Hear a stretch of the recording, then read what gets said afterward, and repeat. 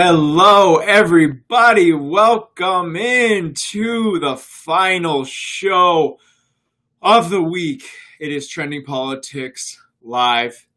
It is Friday, August 28th, you guys.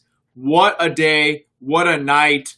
What a week we have had. I am still on a high from last night's amazing performance, speech, everything. I hope that you were one of the over 100,000 people who were on our live stream last night. That live stream last night actually got over 125,000 total views. I hope you were one of them that were tuning in with us. It was me, it was Luke Negron, it was Topher Town Music. We were recapping it, watching it together, everybody. But either way, I know that everyone watching here saw President Trump's historic speech, amazing speech. I want your comments. I want to see what you're thinking. I want to see what you thought about it all. But everybody, we have so much to get into, so let's dive right into it.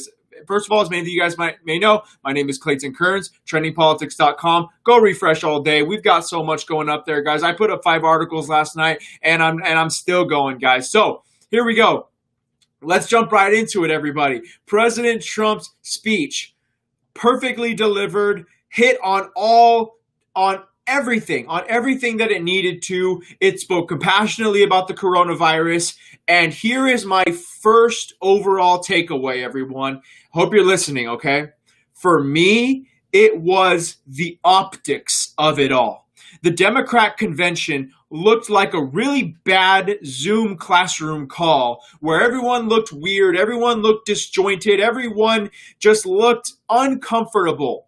It felt weird. And the problem is that the Democrats painted themselves into a corner because, why? Because they could no longer do anything normal because they are treating the coronavirus like the death plague. Now, I know that it is dangerous for certain people with pre-existing conditions. I know that it's dangerous for people over a certain age range. But other than that, there's a 99% survival rate or high 90% survival rate of the coronavirus, and they're treating it like the Black Plague. However, what the Democrats failed to acknowledge was that if you just take certain precautions, like for instance last night, getting people tested before going into the White House lawn, all these things can be done and you can still put on a show. You can still hold a performance. Guys, we're going to get into all of that, but that was for me. For me, it was looking at the optics of it all and saying, man, the Republican Party felt like home.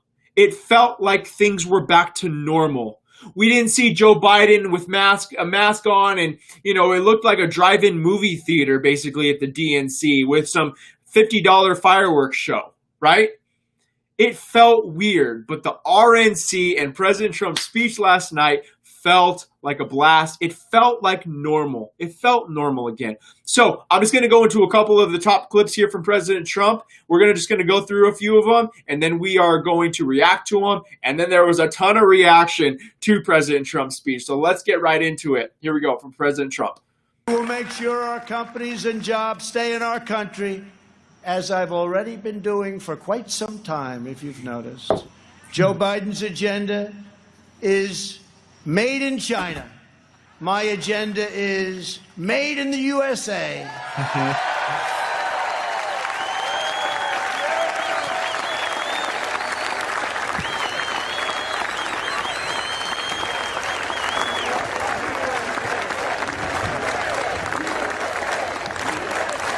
So hitting that out of the park, hitting that home all speech long with Joe Biden is a puppet for China. All his stuff is going to be made in China. President Trump is all about American jobs, not outsourcing to China. Here's more from President Trump. The Democrat Party wants to stand with anarchists, agitators, rioters, looters, and flag burners. That is up to them. But I, as your president, will not be a part of it. The Republican Party will remain the voice of the patriotic heroes who keep America safe and salute the American flag. That was a huge point of the speech last night, everybody. One of the things that President Trump hit out of the park was the fact that he said Joe Biden is starting to now condemn Antifa or condemn violence happening across big cities in Seattle, in Portland, in Kenosha, in Chicago, all over the country. Joe Biden is finally starting to condemn it. But President Trump last night called him out properly, saying, look, buddy, it's too late. You were far too late when it comes to condemning violence. Why? George Floyd passed away in late May, I believe it was. So you had all of June, all of July, and all of August to condemn the riots, and now you're suddenly doing it? Why? It's because your poll numbers are dropping, Joe Biden. They are dropping. They are nosediving. And that's why you're condemning violence. And so President Trump called him out last night and says, Joe, it's too late for you. It's too late for you to call out the violence. You had your time to do it. You clearly stand with those people. And we'll get to some post-speech footage that shows that Joe Biden has yet to condemn yet. So that was, and then here's the last, one of the last clips of President Trump here, trolling the liberal media hilariously and the Democrats. And he basically said, oh, well, everyone else, they said we couldn't make it, but what's the name of that house right there? The White House. And we're here, they're not. Check it out. Fact is, I'm here. What's the name of that building?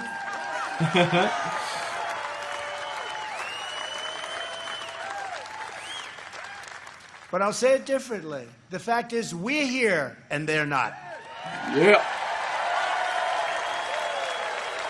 All the people who tried to take him out, all the people who slandered him, all the people who discounted him, where are they? They're sitting at home. Joe Corn Pop Biden is in his basement right now. President Trump is at the White House. Here's a little bit of a reaction from last night. We had Buck Sexton say, "Got to give the RNC credit. They didn't just make last week look like the JV team," talking about the DNC. They spiked the football in the DNC's end zone, did a backflip, and then ran up to the stands to ask out the prom queen. I mean, that could not be much more of an accurate representation there. And then Ben Shapiro tweeted a hilarious tweet. He says, while you rubes are watching Trump's fireworks show, he just seized Greenland. He says he just seized Greenland. So Ben Shapiro, always there with his hilarious little quips. And some amazing good news before I get to the more heavy stuff of the night. Glenn Beck. Oh my goodness, you guys. Glenn Beck, as you guys know, in 2016 was a never Trumper. He did not like President Trump. He did not think that President Trump was a true conservative, and you had him sitting there all prideful, and I will never support President Trump. I am never Trump, because if we are for Trump, then conservatism as we know it is done forever. Well, President Trump comes in and governs like a true conservative, brings on conservative justices, and to say that Glenn Beck's heart has been changed would be the understatement of the year. Check out this Twitter thread last night. You guys are going to want to pay very close attention to this. Here's what Glenn Beck said. I am feeling so humbled this week. I truly feel horrible for the things I said and believed in 2016 about real Donald Trump, about President Trump.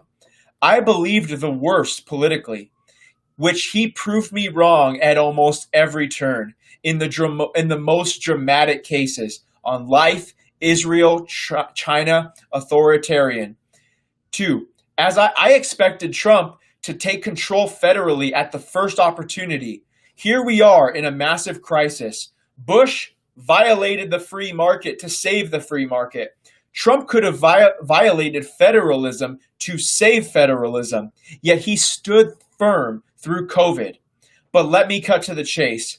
I believed he actually didn't care about people. When Trump called me after my father's death, I assigned the motive to politics, and I said so. This part right here gives me goosebumps, you guys. Pay close attention. What haunts me this week is how my words must have hit his children. How did I miss the sharpness of my judgment without consideration of family, Me, a guy who has lived it from his side. I wanted to end my interview with Donald Trump's son this week with a personal apology, who had spent 20 minutes with me as if we were old friends. I didn't want to embarrass myself in the end and failed to do the right thing again. So apparently he interviewed Donald Trump Jr. and didn't apologize for talking bad about Trump all these years. He says, I don't regret my doubts or expressions of my concern in 2016, but the fact that I missed his humanity and was blind to his family. I said at the time, I hope I am wrong and will be the first to admit it. I did, on air and personally to the president himself, but it was all about politics. I knew he loved his children and they loved him. What I failed to see is the reason I think they love him. Donald Trump is a loud New Yorker with a private heart. Wow. That Twitter thread might be one of the most, monumental Twitter, like one of the best Twitter threads I've ever read. I felt Glenn Beck's heart in that. I felt his contrite spirit for misjudging the character of President Trump. I forgive Glenn Beck for his past, all right? He's on board now. He's been on board for quite some time. And his words here are from, they are from the heart. They are absolutely from the heart. And I got to give it up to Glenn Beck here, you guys. He apologized. He admitted the error of his ways, the error of his thinking. And he owned up. He admitted he's wrong and he owned up to it, you guys. That right there is one of the most powerful threads I have ever seen in my life. Sorry about that. It's been a long week, you guys. It's been a very long week. So let me know what you guys think about Glenn Beck's beautiful Twitter thread. I will say it was a beautiful, beautiful Twitter thread, everybody. Let me know what you think there. It was one of the most heartfelt things I have ever seen in my life. Let me show you. Actually, I'll end the video with that later. I'll end on a positive note later. But first, let's get into a little bit more heavier subjects. So, you can tell that President Trump's speech and that the RNC was successful by the way CNN reacted. Everybody, Don Lemon had a damn near meltdown on live TV. You got to see this. Here we go. And everybody, pay very close attention to the lower third chyron here, okay? CNN likes to think that they are impartial. But look at what this lower third chyron says on an impartial news network. It's either a disconnect or cognitive dissonance going on where you have to... And listen to what he's saying. Where you have to believe that you made the right choice because you just can't somehow in your mind admit that you made the wrong choice, that this is a bad person, that he is a liar, and so that you overlooked all of those things because of what? Maybe you're not digging deep enough in yourself. It's not Donald Trump's issue. It's yours. Maybe. But one. Not maybe, it is yours because you made the choice. You're making the choice here. And to go to the polls. Okay. And to believe it. I have heard. Wow. So everyone watching this video right now, Don Lemon says this is not a Trump problem. This is a you problem. If you voted for President Trump, this is a you problem. There's a problem with you in your mind, in your head for choosing President Trump because you just can't admit that you're wrong. Here's the thing, people. If you were to watch President Trump's speech last night, and if you were to listen to all of his accomplishments, de-escalating tensions with North Korea, wiping ISIS off the face of the planet, bringing more peace to the Middle East, putting an embassy in Jerusalem, and not just making plans for the embassy, but getting it built for $500,000 instead of billions of dollars. Tax cuts, ending the trade wars, rocket a rocket economy before the Chinese virus hit our shores. Guys, this is some of the best rap sheet we've ever had on a president forever. But here's the problem, is that CNN is the one with the cognitive dissonance. They are saying that Trump supporters have the cognitive dissonance, that they don't want to be wrong. But here's the thing. CNN just doesn't want to admit that we were right. They have the cognitive dissonance here. So CNN melted down, and that brings me to another segment on CNN. Because then now we're going to lead ourselves into the more darker parts of last night. Okay? I'm sorry, real quick. Before I get into that, this is a little bit of why CNN is starting to panic and starting to melt down. I'm going to play 2 C-SPAN clips for you of people who said that they were former Democrats, lifelong Democrats, and said they were on the fence, not knowing who they were going to vote for. But it is President Donald John Trump now after this amazing week and after the speech he gave. Let's listen to the first C-SPAN caller here. David in Belen, New Mexico, on our Support President Trump line. Good evening. David, we want to ask specifically what the phrase, "Make America Great Again," means to you. Oh, hey, thank you for putting me on. After watching this and then listening to him and both parties talk, when you say make America great again, the thing that sticks with me is, the rights and the freedoms that we have and we've just taken so for granted. And when I listen to both parties, and I'm a longtime Democrat, born and raised, but when you listen to both these parties talk in last week's convention and they don't talk about what's been going on, and when I talk about that, the destruction of the city and no respect for the law, and always raised to have that respect, and it's so gone from my party.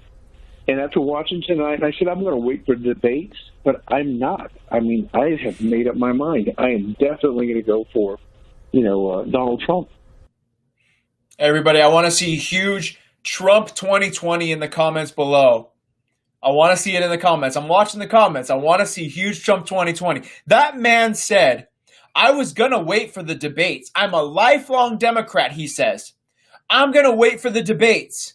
And then he says, after this week, I'm not waiting for the debates. I'm voting for President Donald Trump in November. I want to see a huge Trump 2020 in the comments below. Amazing. But that's not all. Another C-SPAN caller called in. Check this out.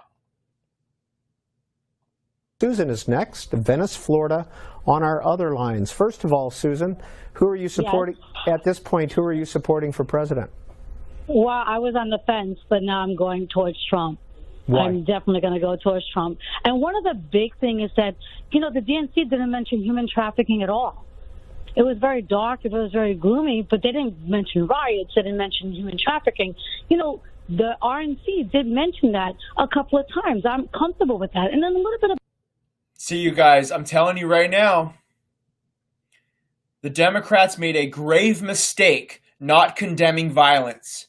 And I mean, you guys, so many voters I have heard from that have said, you guys, why aren't the Democrats calling out violence?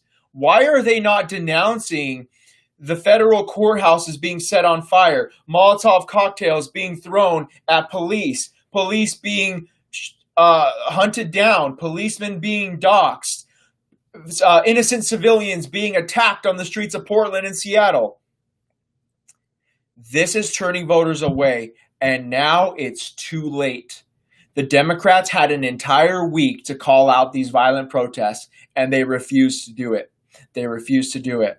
So speaking on that note about the riots and about everything that was going on, look at the blindness that CNN has. Kirsten Powers, who used to be a good guest on Fox News back in the Bill O'Reilly days, well, now she's saying there's not much rioting going on. Really? Does she not watch the news? Does she not see what's going on in Portland? Does she not see what's going on in Kenosha? Does she not see the dozens of people who have died because of the riots, the left-wing riots? Here's what Kirsten Powers on CNN has to say. Rhetoric obviously matters, but I think ultimately the reason that the protests are happening, and let's be honest, and Don, you do make this point, and it's important over and over, there's very little rioting. Like that's actually, there's very little violence. It's but it is magnified by Donald Trump, and it's magnified by Republicans, and it's to convince people that people are coming for them, and that's just simply not what's happening. But the fault is, I think, with the government and with all of us, for the fact that nobody has really dealt with the fact that you have police shooting unarmed Black people repeatedly, and often not being held accountable for it. That is a problem that the entire country is responsible for. Republicans don't. Just in case you guys were wondering what she just did right there, she just said that there is not much rioting, said that there's not much violence, and then she said any of the violence you do see is Trump's fault. It's magnified by Trump. You guys, I don't know what to say anymore. I don't know what to say anymore. Comment below, CNN is fake news, if you can't stand these people. I want to see in big bold letters, CNN is fake news. If you think that what she just said is absolutely absurd, ridiculous, the audacity, the unmitigated gall that she has to say that there's not a lot of violence, and any violence you do see is because of President Trump. This is what's going to cause a President Trump landslide in 2020, people.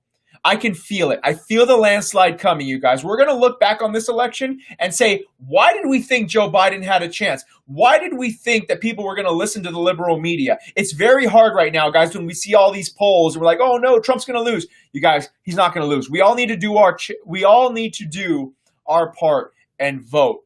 But oh my God, this is CNN.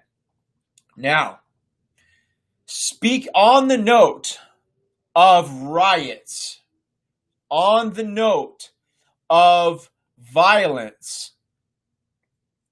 Let's take a look at what happened last night afterwards. These are the peaceful protesters shouting in the face of the attendees of President Trump's speech, going up to elderly people and flipping them off, screaming in their faces. This right here, check out what these Joe Biden supporters did last night. And first of all, real quick, this is a failure on the part of the security team for letting these people have free reign at the attendees. We all know what kind of people these left-wing protesters are. And the fact that they were just given a free pass to just go right up to their face is disturbing. But oh well, here we go.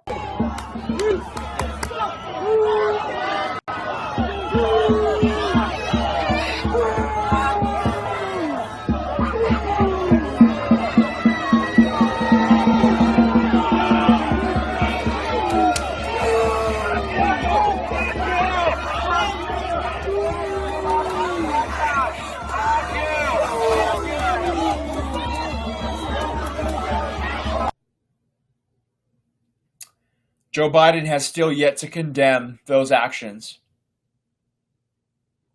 Can you imagine for a second if after Joe Biden's speech, if there was a bunch of people in MAGA hats flipping people off right in their face? Can you imagine? But that's not all. Sadly, a sitting U.S. Senator got attacked last night. Rand Paul says, just got attacked by an angry mob of over 100, 1 block away from the White House. Thank you to the D.C. Police Department for literally saving our lives from a crazed mob. And sadly, we have that video here. Here we go. Take a look at Rand Paul's resolve in this. I'm proud of him. But this almost turned violent. And all I got to say is that Rand Paul could have died last night if he wasn't surrounded by the police. God only knows what these people would have done to Rand Paul if he wasn't surrounded by armed security. Say her name! Say her name! Say her name! Say her name! Say her name!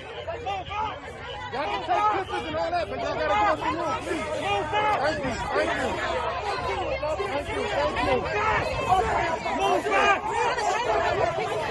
back! You move the fuck back!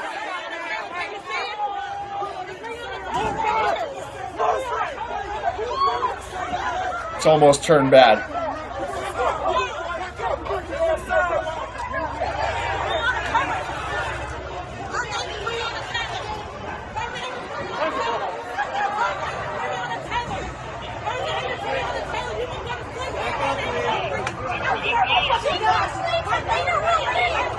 What's up, bro? I got you. So a few things about this video. Number one is you heard the people in the back say her name. Breonna Taylor, say her name. Rand Paul was one of the people who was behind the bill that opposed the no-knock warrant or the warrant that they used to get into the House. Rand Paul was one of the Republicans who wrote that. So if anything, he's more on their side than a lot of people are, yet they're still... This is why it goes to show that the left is not about anything logical. They don't give a damn. They don't give a damn. They just want to shout in your face. Second of all, Politico called this a confrontation. No, a confrontation is when you go up and speak to someone strongly. This was maybe a couple of bad shoves away from turning into a deadly brawl. This is what the left is. And people, just to let you guys know, these are Joe Biden voters. These people are voting for Joe Biden. Who are you voting for? Who are you voting for? So that happened last night. And it was... And Joe Biden has still yet to call out that violence. Joe Biden has still yet to call it out because he knows that that's his voter base. He knows that his voter base is radical. But the problem for Joe is that he's losing the middle. He's losing the middle more and more, and it's showing up. This morning, a brand new poll out of Michigan came up, and oh my God, it shows President Trump leading on a poll that skews heavy Democrat. Things are looking up for President Trump, people. Things are looking up. The final thing I want to say is that one of the biggest problems that the left had yesterday with President Trump's speech is that there was no social distancing. People were too crammed together. I can't believe President Trump is holding a rally, is holding a speech with guests in attendance. Oh my God, the audacity. Oh, the humanity of it all. Well, those same people who were freaking out about President Trump's speech last night, they are praising what's going on right now in Washington, D.C. This is the March on Washington right now, everybody. Going on right now. So when anyone asks you why we don't give a damn what people might say about the social distancing aspect last night, this is why. Because the left is proud as hell about this march that's going on. I don't see more than 2 feet of social distancing, and it goes all the way back. This is why we don't give a damn what you guys say about social distancing. If you wanted to call out social distancing, and if you wanted to call out coronavirus guidelines, you should have done it back months ago when these protests started. You didn't say a damn word about it.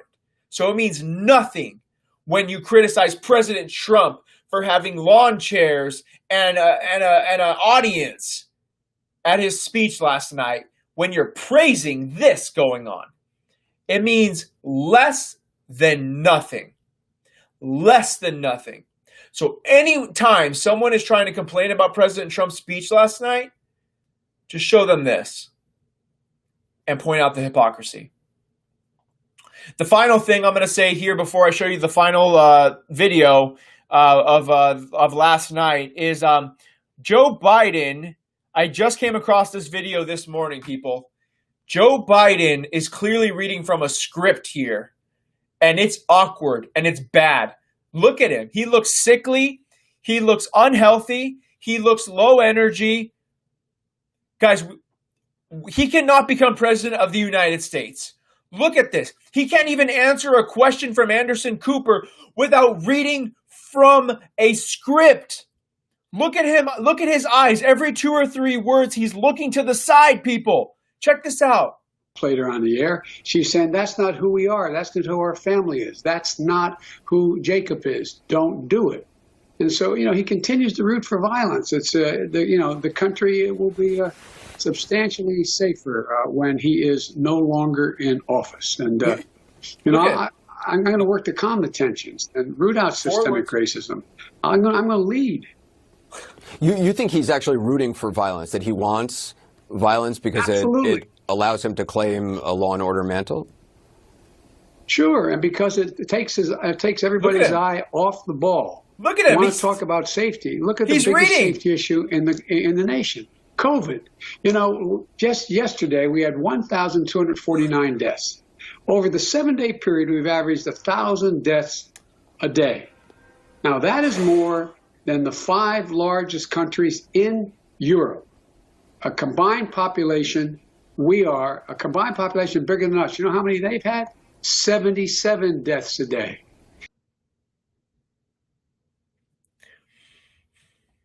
That is brutal. You know how yesterday Nancy Pelosi was saying that she doesn't want there to be any debates? That is why. What you just saw right there, that is why she does not want Joe Biden debating. This guy cannot even have a simple interview with Anderson Cooper without reading from a script.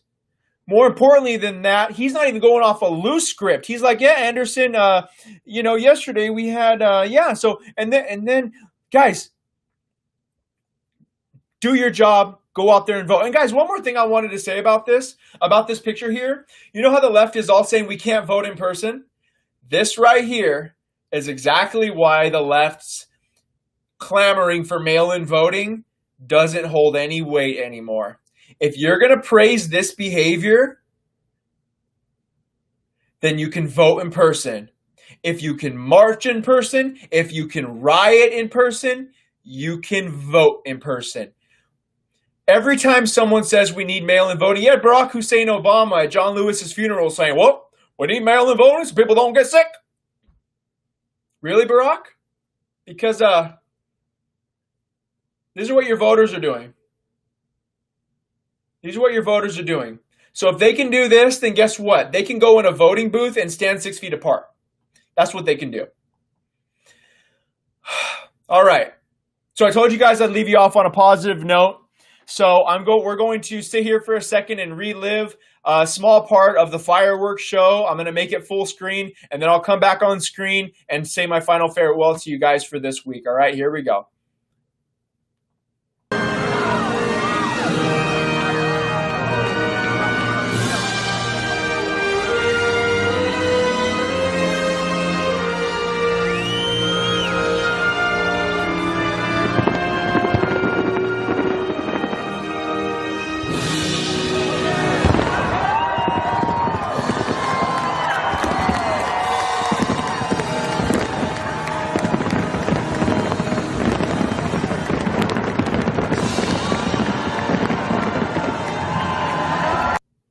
That was amazing. What a night. What a display of American pride. The optics, the American flag, the people, the message, a sense of getting back to normal. Last night, President Trump said, we are going to have a solution for the virus, not a surrender. Joe Biden says that he would close down our country again. Joe Biden would make everyone wear a mask. But that's surrendering. Closing down the country again is surrender. President Trump has solutions. And what a week. What a week. They hit it out of the park. If a Trump bump doesn't show in the polls next week, then that's how you absolutely know for sure that every single poll in the United States is rigged, because so many people are jumping on the Trump train now, and it's just crazy, everyone. Everybody, what a week. Thank you guys so much for joining me here all week. I appreciate every single one of you guys. For anyone who was on our live show last night, our very special edition, you guys are just amazing. Everybody, thank you so much. I'm looking at all the comments here. You guys make sure to go to trendingpolitics.com, everybody. New articles going up there every hour, every couple hours. Make sure to go to ilovemyfreedom.com. We've got yard signs in stock right now. Law and Order and Trump 2020 yard signs. So go to the ilovemyfreedom.com, type in yard signs in the search bar, and you'll be able to get your yard signs. Now, we are running out very quickly, so make sure to get yours, guys. We have so much great gear over there. We have over 35 people working hard at our fulfillment center in Kansas, shipping this stuff out to you guys every single day. And we just love every single one of you guys. So I am signing off for the week. I'm going to try to unplug this weekend, and I'm going to be back Monday, same time, everybody, 12 p.m. Pacific Standard Time. Clayton Kearns here, guys, signing off, trendingpolitics.com. Please join us over there. I love each and every single one of you. Be kind, be good, stay safe out there, you guys. Give me a huge Trump 2020 in the comments below. And if you're watching this on YouTube, we just hit 7,000 subscribers. Thank you so much. But if you're watching this on YouTube, our YouTube streams are getting tens of thousands of views. So that means that some of you guys are not subscribing. I see you out there. So if you're watching this on YouTube, it takes 1 second. Just subscribe and hit the notification bell to be notified whenever we post a new video, whenever we go live. And if you're on Facebook, make sure to comment, like this post so that Facebook knows to show you our content more often. God bless you. Have an amazing weekend, and God bless America. Talk to you soon.